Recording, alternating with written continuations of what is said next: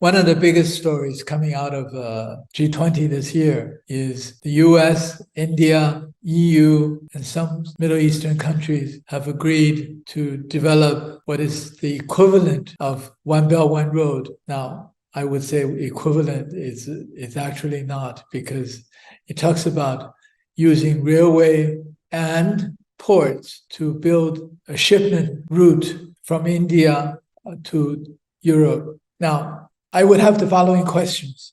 Number one, if you just go by ship, it's probably more efficient than using ships and rail. You got to load and unload, and then load and unload again. It doesn't make any sense in terms of efficiency. Number two, building railway. My goodness, I haven't seen any new railway built in the US for decades, maybe half a century.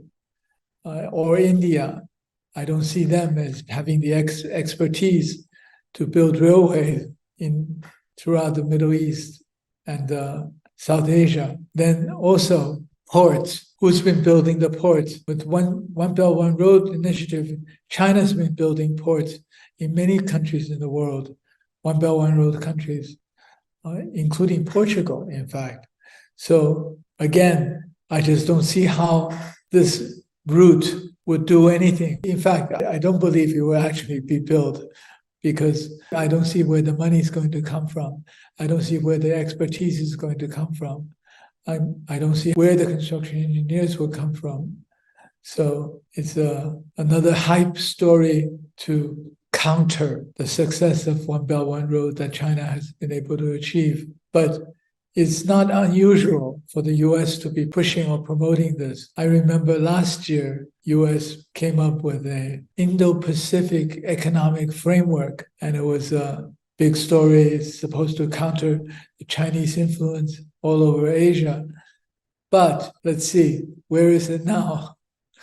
It's still on paper, and still loosely on paper. Nothing substantive has come of it yet. This will be another one. Nothing will come up substantively out of this. So you want to have a new corridor that goes from India to all the way to Europe to counter China's Belt and Road. Now, aside from the fact that it's really inefficient to break the trip into two parts using ship and train, there's another very important issue. What will you ship? What will you transport? India is not a major manufacturing power, and it probably will not be for decades to come, because it lacks infrastructure domestically to efficiently produce and manufacture. So you build this passageway, this transport network, to do what, I wonder? Is India capable of buying all the things from Europe, or is Europe ready to buy things from India? Again, there are some real economic issues here. Why do this if there's no purpose to do it, nothing to ship on it, nothing to transport? This made me think about what happened last week. The largest Russian bank in Beijing asking about what to do with all their Indian rupees, because the Indians use rupees to buy oil from Russia over the course of the last year and a half at a discount. Now they have a big problem. They're sitting on billions and billions and billions of rupees, but there's nothing they can buy from India. I think the Europeans or the Easterners will also discover that there isn't very much they can buy from India, at least for the intermediate future.